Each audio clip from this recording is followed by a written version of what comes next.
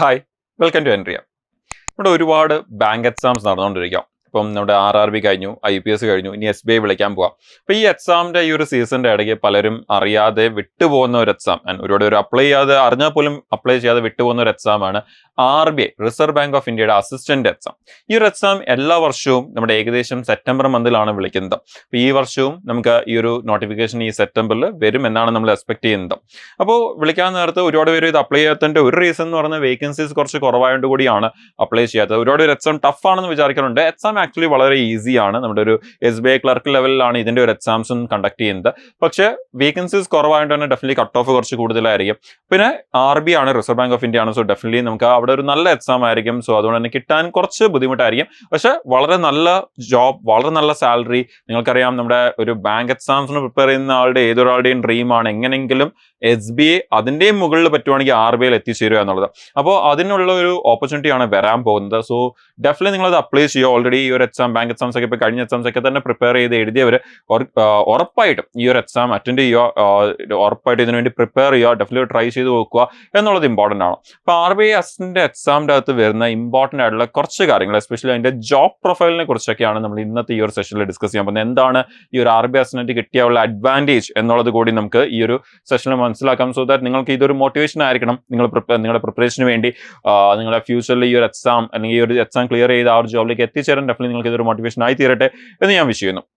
അപ്പോൾ RBIയുടെ exam, reserve bank of ഇന്ത്യയുടെ ഈ ഒരു അസിസ്റ്റന്റ് എക്സാം, നമുക്കറിയാം RBI ഒരു വർഷം 2 വട്ടമാണ് എക്സാമിനെ വിളിക്കുന്നത്. ഒന്ന് RBIയുടെ ഗ്രേഡ് B ഓഫീസർ പോസ്റ്റിനും പിന്നെ RBIയുടെ അസിസ്റ്റന്റ് പോസ്റ്റിനും. അപ്പോൾ അസിസ്റ്റന്റ് എന്ന് പറയുമ്പോൾ നമ്മുടെ ഒരു ക്ലർക്ക് പോലത്തെ ഒരു പോസ്റ്റിലേക്കാണ് ഇത് വിളിക്കുന്നത്. നാഷണൽ ലെവലിലാണ് എക്സാം കണ്ടക്ട് ചെയ്യുന്നത്. നമുക്ക് ആപ്ലിക്കേഷൻ മോഡെല്ലാം തന്നെ ഓൺലൈനാണ്, എക്സാം മോഡെല്ലാം ഓൺലൈനാണ്. നമുക്ക് 2 എക്സാംസ് ആണ് വരുന്നത്. പ്രിലിംസ് ഉണ്ട്, മെയിൻസ് ഉണ്ട്. പിന്നെ ഡെഫിനറ്റ്ലി അവിടെ ഒരു ലാംഗ്വേജ് പ്രൊഫഷൻസി ടെസ്റ്റ്, നമ്മുടെ LPTയും അവിടെ വരുന്നുണ്ട്. പിന്നെ ഇത് കൂടെ എന്താണ് അസിസ്റ്റന്റ് ആയതുകൊണ്ട് തന്നെ നമുക്ക് ഡെഫിനറ്റ്ലി ആ ഒരു ഇത് കൂടി വരുന്നുണ്ട്. പിന്നെ ക്വാളിഫിക്കേഷൻ എന്താ? ക്വാളിഫിക്കേഷൻ എന്ന് പറയുന്നത് ഏതൊരു ഗ്രാജുവേഷൻ ഉള്ള ഒരാൾക്കും ഉറപ്പായിട്ടും ഈ ഒരു എക്സാം അറ്റൻഡ് ചെയ്യാൻ പറ്റും.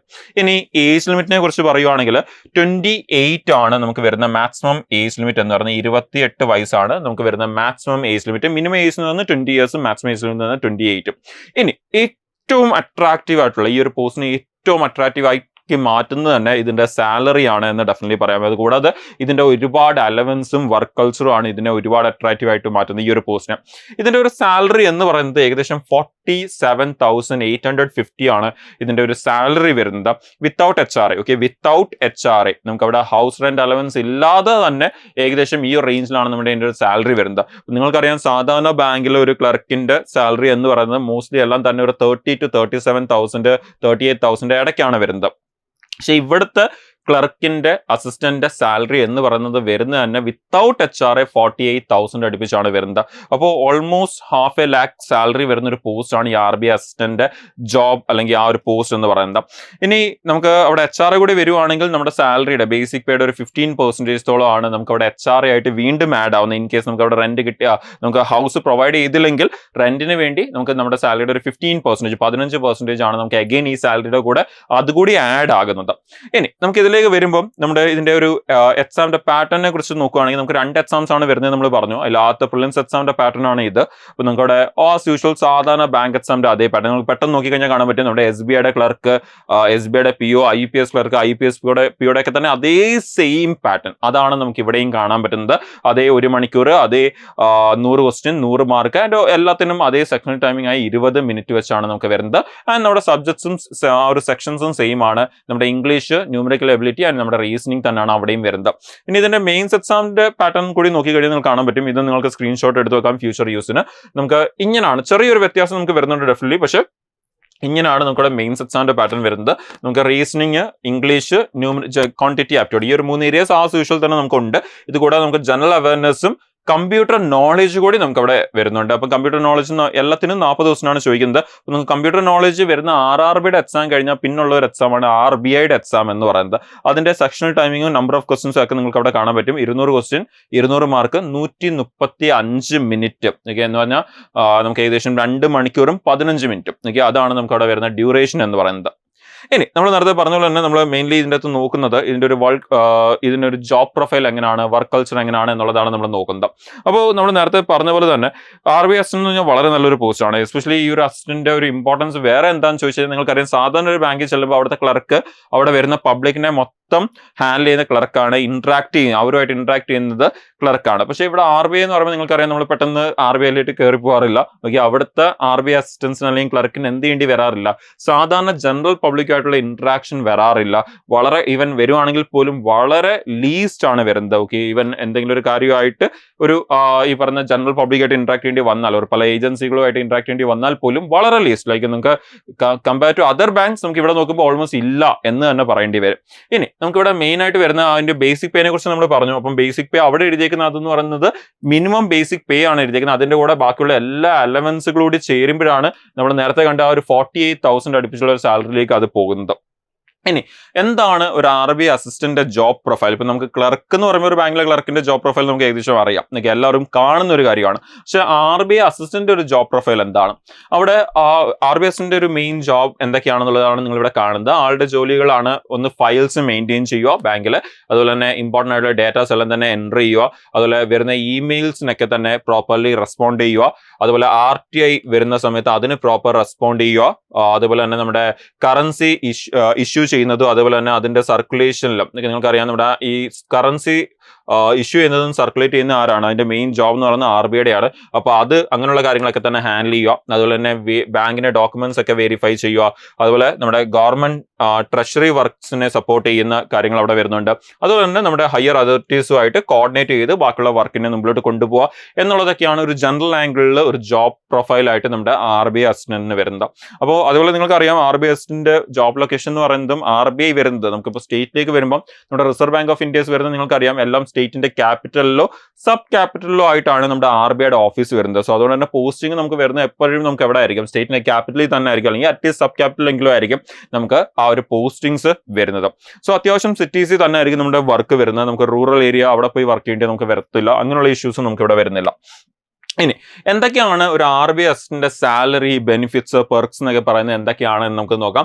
അപ്പോൾ ഒന്ന് മെഡിക്കൽ ബെനിഫിറ്റ്സ്. മെഡിക്കൽ ബെനിഫിറ്റ്സ് എന്ന് പറയുമ്പോൾ ആൾക്ക് മാത്രമല്ല ആളുടെ ഫാമിലി മെമ്പേഴ്സിനും എന്ത് ചെയ്യുന്നുണ്ട്? ആ മെഡിക്കൽ ബെനിഫിറ്റ്സ് കിട്ടുന്നുണ്ട്, ആ മെഡിക്കൽ എക്സ്പെൻസുകൾ അത് റീഇംബേഴ്സ് ചെയ്ത് കിട്ടുന്നുണ്ട്. അപ്പോൾ അങ്ങനെയുള്ള കാര്യങ്ങളൊക്കെ വരുന്നുണ്ട്. അതുകൂടാതെ പെൻഷൻ ഉണ്ട്, നിങ്ങൾക്കറിയാം നല്ല റിട്ടയർമെന്റ് ബെനിഫിറ്റ്സ് കിട്ടുന്നുണ്ട്. പിന്നെ ലീവ് പോളിസി, ഓക്കെ, നമ്മൾ യൂഷ്വലി കേൾക്കുന്ന കാഷ്വൽ ലീവ്, സിക്ക് ലീവ്, അങ്ങനെയുള്ള കാര്യങ്ങളെല്ലാം ഉണ്ട്. ഇത് കൂടാതെ തന്നെ വേറെയും ഒരുപാട് ലീവ്സ്, ഓക്കെ, ഏൺ ചെയ്യുന്ന ഒരുപാട് വേറെയും ലീവ്സ് അവിടെ കിട്ടുന്നുണ്ട്. പിന്നെ വേറെ ഇതിലേക്ക് പോവുകയാണെങ്കിൽ ട്രാവൽ അലവൻസുകൾ, ഡെഫിനറ്റ്ലി ട്രാവൽ അലവൻസ്, ഇത് കൂടാതെ വേറെ ഒരുപാട് അലവൻസ് ഉണ്ട്. ട്രാവൽ അലവൻസും കാര്യങ്ങളൊക്കെ തന്നെ കിട്ടുന്നുണ്ട്. പിന്നെ loan facilities, better loan facilities, കുറഞ്ഞ ഇൻട്രസ്റ്റിലുള്ള loan facilities, personal loan, housing loan, വെഹിക്കിൾസിന് വേണ്ടിയുള്ള ലോൺ, ഇങ്ങനെയുള്ള ലോൺ ഫെസിലിറ്റീസ് എല്ലാം കിട്ടുന്നുണ്ട്. വളരെ ഇമ്പോർട്ടൻ്റ് ആണ് വർക്ക് ലൈഫ് കൾച്ചർ ബാലൻസ് എന്ന് പറയുന്നത്. ഓക്കെ, വർക്ക് ലൈഫ് ബാലൻസ് എന്ന് പറയുമ്പോൾ നമുക്കറിയാം, ചിലപ്പം ചില കേസുകളെങ്കിലും നമ്മുടെ ബാങ്കിലെ POs ഒക്കെ വീട്ടിൽ പോകുന്നത് 8 മണിക്കും 8:30ക്കും 9 മണിക്കൊക്കെയാണ്. പക്ഷേ ഇവിടെ നമുക്ക് അത്രത്തോളം ഒരു വർക്ക് ലോഡ് വരുന്നില്ല. കുറച്ചുകൂടി നമ്മുടെ വർക്ക് ലൈഫ് ബാലൻസ് നല്ലപോലെ മെയിൻറ്റെയിൻ ആവുന്ന ഒരു ജോബ് പ്രൊഫൈൽ ആണ് ഇതെന്ന് പറയുന്നത്. പിന്നെ നമ്മുടെ ജോബ് സെക്യൂരിറ്റി, നിങ്ങൾക്കറിയാം ഒരു ഗവൺമെന്റ് ജോബ് ആയതുകൊണ്ട് തന്നെ ജോബ് സെക്യൂരിറ്റി എന്ന് പറയുന്നത് എന്തായിരിക്കും? വളരെ ഹൈ ആയിരിക്കും.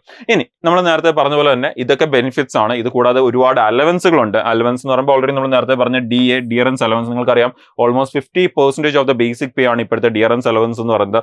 പിന്നെ HRA, നമ്മൾ നേരത്തെ പറഞ്ഞ ആ HRA ഇല്ലാതാണ് നമ്മൾ ആ സാലറി കണ്ടത്. HRA കൂടി വന്നു കഴിഞ്ഞാൽ സാലറിയിൽ പിന്നെയും ഒരു ഇൻക്രീസ് വരും. പിന്നെ ഇത് കൂടാതെ ബാക്കിയുള്ള അലവൻസുകൾ, ട്രാൻസ്പോർട്ട് അലവൻസ്, കോമ്പൻസേറ്ററി അലവൻസുകൾ, ഇങ്ങനെയുള്ള അലവൻസ് എല്ലാം വരുന്നുണ്ട്. ഇത് കൂടാതെ ഇനിയും നമുക്ക് ബാക്കി ഇനി ഇതല്ലാതെ ഇനിയും വരുന്ന എന്തെങ്കിലും ഉണ്ടോ? ഇനിയും ഉണ്ട്. നമുക്ക് വെഹിക്കിൾ മെയിൻ്റെനൻസിന് വേണ്ടിയുള്ള അലവൻസുകൾ കിട്ടുന്നുണ്ട്, ന്യൂസ് പേപ്പറിന് വേണ്ടിയുള്ള അലവൻസ്, ബ്രീഫ് കേസിന് വേണ്ടിയുള്ള അലവൻസ് കിട്ടുന്നുണ്ട്, പിന്നെ മെഡിക്കൽ കവറേജ്, ലോൺ കിട്ടുന്നുണ്ട്. നമുക്ക് ഈ ഇൻട്രസ്റ്റ്, സ്മോൾ ഇൻട്രസ്റ്റിൽ, ചെറിയ ഇൻട്രസ്റ്റ് റേറ്റ്സിൽ നമുക്ക് അവിടെ ലോൺ കിട്ടുന്നുണ്ട്. സോ ഇതൊക്കെയാണ് നമുക്ക് അവിടെ വരുന്ന അഡീഷണൽ അലവൻസുകൾ, പെർക്സ് എന്ന് പറയുന്ന ഒരു RBI അസിസ്റ്റന്റ്. അപ്പോൾ നിങ്ങൾക്ക് കേൾക്കുമ്പോൾ മനസ്സിലാവുന്നുണ്ടായിരിക്കും, നമുക്ക് യൂഷ്വൽ സാലറി ഉണ്ട്, അതുകൂടാതെ ഒരുപാട് അലവൻസുകളുണ്ട്, ഒരുപാട് ബെനിഫിറ്റ്സ് ഉണ്ട്.